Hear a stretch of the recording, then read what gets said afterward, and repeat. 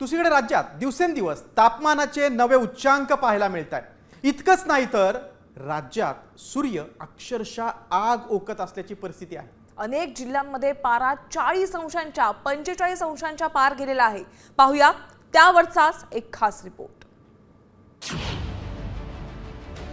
उष्माघातामुळे 7 जणांचा बळी।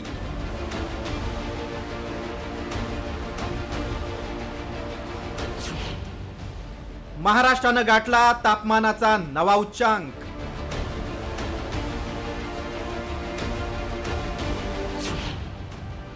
वाढत्या उन्हामुळे नागरिक हैराण। ये गर्मी इस साल का इतनी गर्मी है। सूर्य आग ओकू लागलाय आणि उष्णतेच्या लाटेनं राज्यात अक्षरशः कहर केलाय। एप्रिल महिन्यातच राज्यात तापमानानं आजवरचे सर्व विक्रम मोडले। कोकणापासून विदर्भापर्यंत महाराष्ट्र तापला। राज्यातील विविध भागातील तापमान 45 अंश सेल्सिअसच्या वर पोहोचलंय। त्यामुळे वाढत्या उष्णतेमुळे राज्यातील नागरिक अक्षरशः हैराण झाले। अकोल्यात जगातील सर्वाधिक तापमानाची नोंद झाली। इतकंच नाही तर अख्ख्या विदर्भ उष्णतेच्या लाटेत होरपळतोय। आतापर्यंत उष्माघातानं 7 जणांचा बळी देखील गेलाय।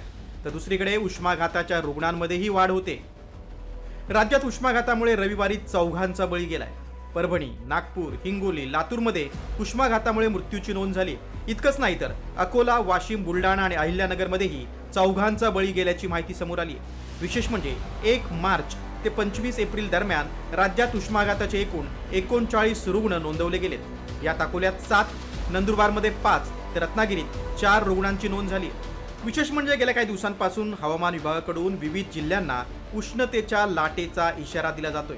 त्यातच विदर्भात उष्णतेच्या लाटेमुळे परिस्थिती गंभीर होण्याची शक्यता वर्तवली।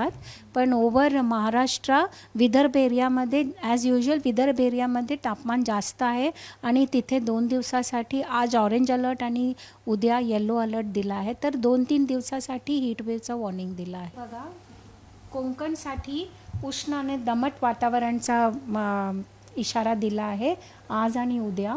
आणि मोस्ट ऑफ विदर्भला हीटवेव्हचा इशारा आहे। मराठवाड्यासाठी पण औरंगाबाद आणि जालना आणि जे विदर्भच्या साईडला आहे ना, ईस्टर्न पार्ट ऑफ मराठवाडा, तिथे पण हीटवेव्हचा इशारा दिला आहे। वाढत्या उन्हामुळे राज्याचा आपत्ती व्यवस्थापन विभागही सज्ज झालाय। त्यानुसार SOP पण जाहीर केली। तसंच शेतकऱ्यांच्या पिकांवर उष्णतेचा मोठा परिणाम होतोय। वाढत्या उष्णतेमुळे विजेच्या मागणीतही मोठी वाढ झाली। त्यामुळे पुढील महिन्यात सर्वांसमोर वाढत्या तापमानाचं मोठं आव्हान असणार आहे। अशावेळी विशेषतः दुपारच्या वेळी आवश्यकता नसताना घरातून अजिबात बाहेर पडू नका। डॉक्टरांचा आपल्याला नेहमीच एक सल्ला असतो, precaution is better than cure. म्हणजेच पुढचा महिना कडक उन्हाचा असल्यानं आजारी पडण्यापेक्षा प्रत्येकानं आपल्या आरोग्याची काळजी घेणं गरजेचं आहे। ब्युरो रिपोर्ट, साम TV न्यूज।